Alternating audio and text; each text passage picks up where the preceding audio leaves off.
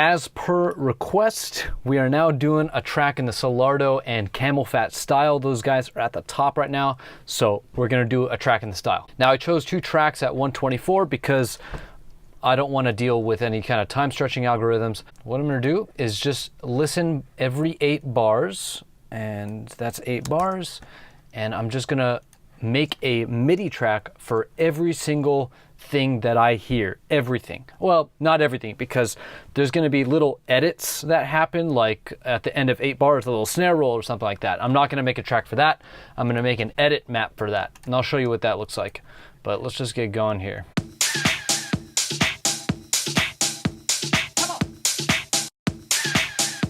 So we have a high pass kick. We have a percussion motif. Let's go ahead and draw that in. So let's go over to 16th notes here.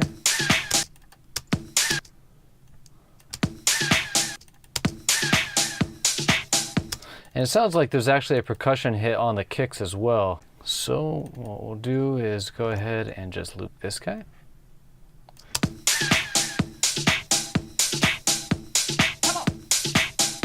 All right, and we have a hat, just a center hat, center off. And then there's a little hat to the right. And it's doing anda. So let's go ahead and draw that in, just so we know. 16ths.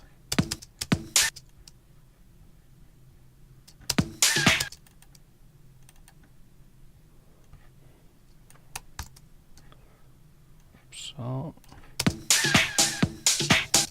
whoops.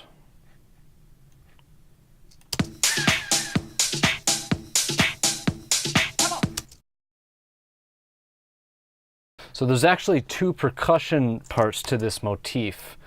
And so let's draw that out actually. So one of them is playing this guy. So that's down the center. So we're gonna put center. And then there's another guy that's accenting the 16th just before the snare. So these 16ths, yeah. So there we go. And so this is perc, low, wide.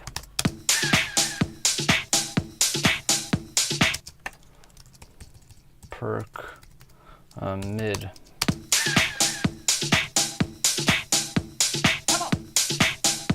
So we have that, come on.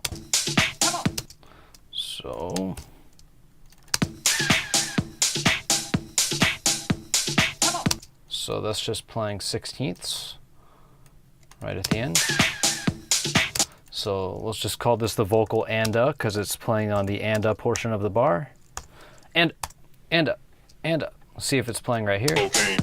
Oh, okay, so we're gonna get a different one. So this is come on. And then we're also gonna have another one that's gonna be vocal coke, and then that'll be on cocaine. That's a different rhythm.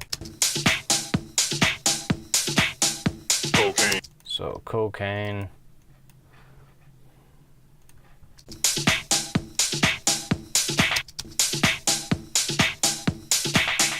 Cocaine. All right, so we have a little edit there. So let's go ahead and start the edit map.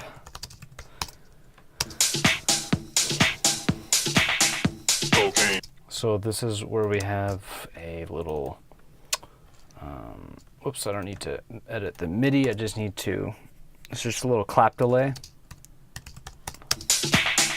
Cocaine. Okay, that's a bit. Got the cocaine. So this track is not actually 124, it's 125. Ableton got this wrong right here. So that's fine. So it's 125. And so what I'm gonna do is I changed this to 125. Now I'm gonna go get a camel fat track that is 125. And I think drop it is 125. And so this is the first 8 bars of the track. And so now what I'm gonna do is do this for the rest of the Solardo track. And then I'm gonna do this for the camel fat track as well. And you're probably thinking like, holy shit, that's going to take a lot of time. Yes, it will. But this, developing your ear in this way, is exactly how you're going to learn what the difference between your track is, or what an amateur track is, and what a professional track is, because you'll hear how much attention is actually paid to the details. And so when you're now making your track, you're going to immediately hear, when you go from your track to a reference track, what the differences are, because you're going to be able to hear what's missing, because you're going to have developed your ear to hear what's actually going on in a professional track. All right, so I just finished analyzing the Solardo track, and so this is actually kind of interesting. Look at the symmetrical structuring of the track. 32 bars intro, and then you have a 16 bar break, 48 bar drop, and then you have a break section, and then it's like a mirror image right down here in terms of the structuring. And so I thought that was really interesting. This is another thing that I thought was pretty cool. Typically in tech house, or in lots of genres of house, you're going to have 32 bar drops, but Solardo, they're having, I would call it a 48 bar drop, and the way they're able to pull it off is by having this 4 bar section right here. It just gives enough of a break for them to continue in on the drop for another 30 seconds. So here, and the reason is that, like, I guess people get tired after a minute of dancing and you want to give them a break. And so here's almost a minute of dancing, and then you just get a little tiny break, and then you go for another 30 seconds. Now, another thing about these tech house tracks that are sitting at the top of the Beatport chart is that they're taking something from pop music, which is high sectional contrast. And basically what that is that when you move into a new section of the song, it's very clear what's going on. It's dramatically changing in a way, meaning that when they introduce a new element, for example, a vocal, the vocal just comes in. It's not really introduced beforehand. It's just bam, it just comes in and it takes the focus. There's one thing really that's going on. There's one thing that's supposed to hold your attention, and it's something that's very different from the other sections of the song. But in the intro for a tech house song, you're introducing the percussion motif, you're introducing the vibe, you're introducing the stage, as I called it in another video. And so if we just listen,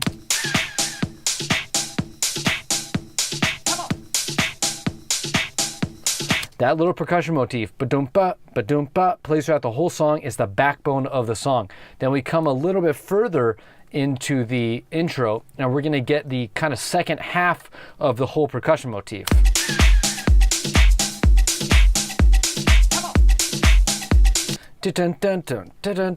So you'll see that there's kind of two percussion motifs working off each other. Here's the first one.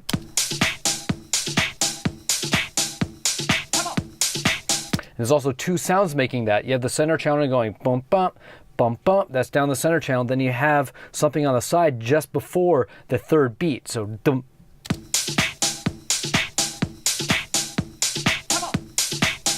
Okay, so that's the first percussion motif. And then you're going to have the second half of the percussion motif coming in, and it goes ba-ta, da-dun-da, ba-ta, da-dun-da, ba-ta, da-dun-da.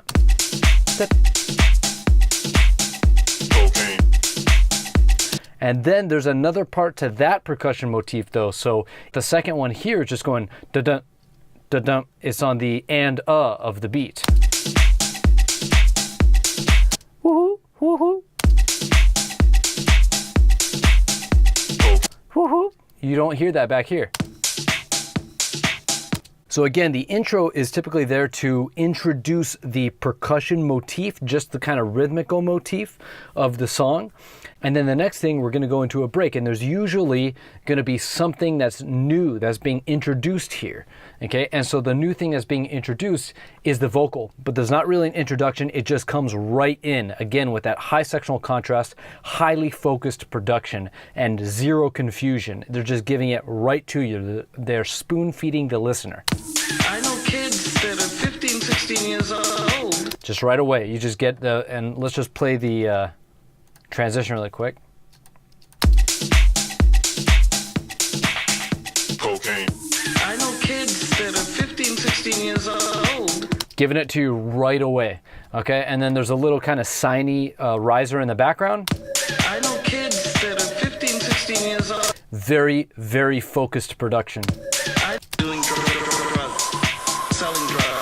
Okay, so that's a high sectional contrast. It's very different from the first because you're getting something that completely changes the focus of the production, taking away kind of from the motif and the stage, because you already have that. You already know what that is. So now it's just your brain's going to ignore that, and now your brain has time to focus on this new, much more important thing, which is the vocal. Okay, and then that plays through the break, and then it's going to go away, and there's going to be something else that takes over completely the focus of the track. And what's that going to be? Well, it's the drop, so it's going to be the bass. Selling drugs. Cocaine.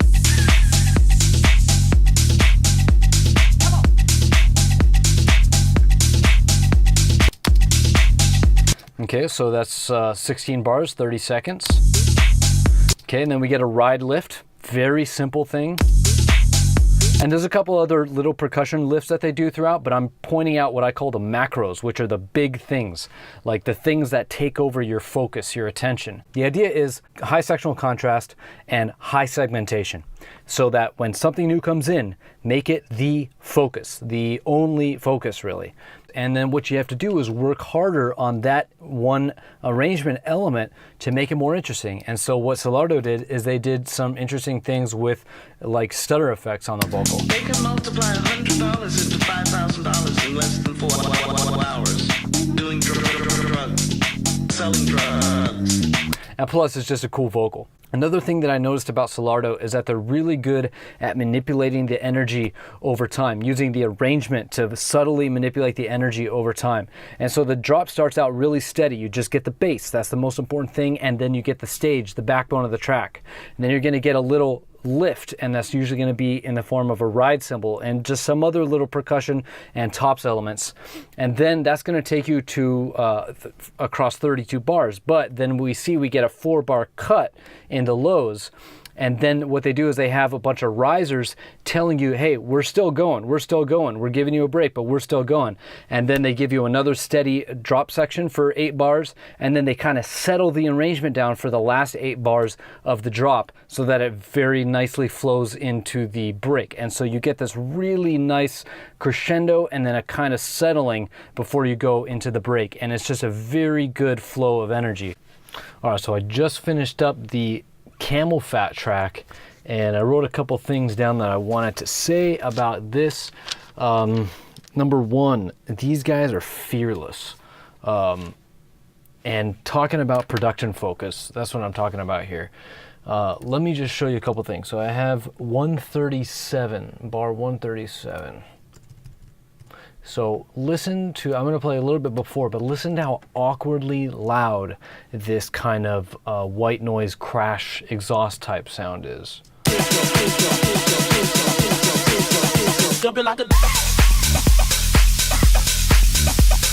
That is obnoxiously loud, like in a good way, but just very, very loud, fearlessly loud. And then also at 149, we get these double kicks, and basically everything else cuts out. Like they're very heavily sidechained. And let me show you this. 149, yeah, that's where it was. Let's play this right here. Like seriously, things just cut out. Crazy. I mean, that would be a question. Is that too much side chain compression? Well, it's just totally a creative choice. Like that, I would never think to do something that extreme, but it's awesome because it'll create a really cool moment on the dance floor.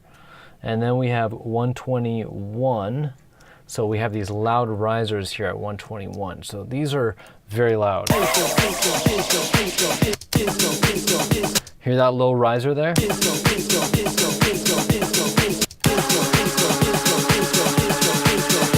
They're not crazy loud, but they're pretty loud. And so what I mean by fearless is that I wrote this down, they use mixing to obnoxiously convey the production message. So when you have a super loud riser like that, you're just explicitly telling the listener, this is what's going to happen. Something is coming, something big is coming, and this is exactly how we want you to feel. And when you have those obnoxiously loud, I even wrote it down here, awkwardly loud white noise crash, you're telling the listener, this is the exciting part. This is what we were getting to. I mean, it's just spoon feeding it to the listener, telling them exactly like they're emotional dictators.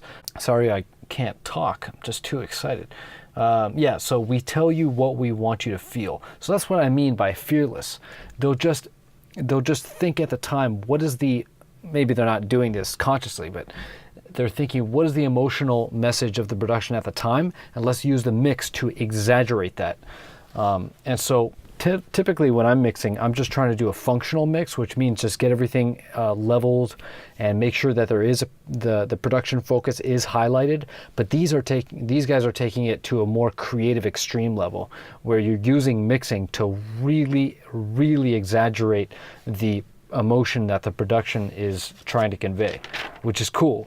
I mean, I like using these types of songs as references because they really make you push yourself and do things that you might feel were a little not safe, if that makes sense. Here's another fearless thing about the Camel Fat track. In the beginning, we have this almost techno vibe because there's no clap, and then you get this arpeggio that's totally techno, and it doesn't show up anywhere else in the song. You know, I mean, it's kind of crazy.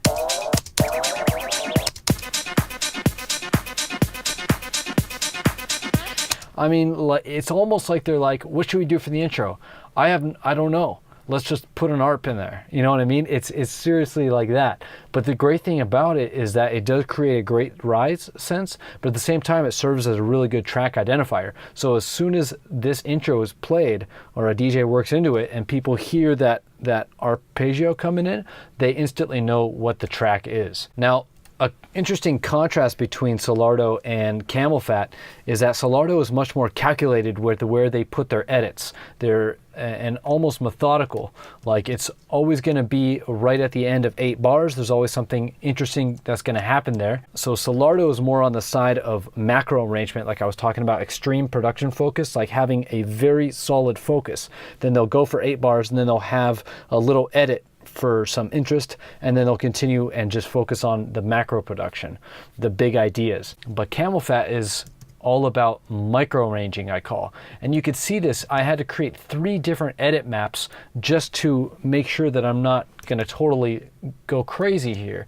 But you can see all these tiny little things that they do across the whole song. It seems more stream of consciousness, like they're literally just listening back and be like, let's do this here, let's do this here, let's do this here. Whereas Solardo is a little bit more calculated and methodical about where they're putting their edits.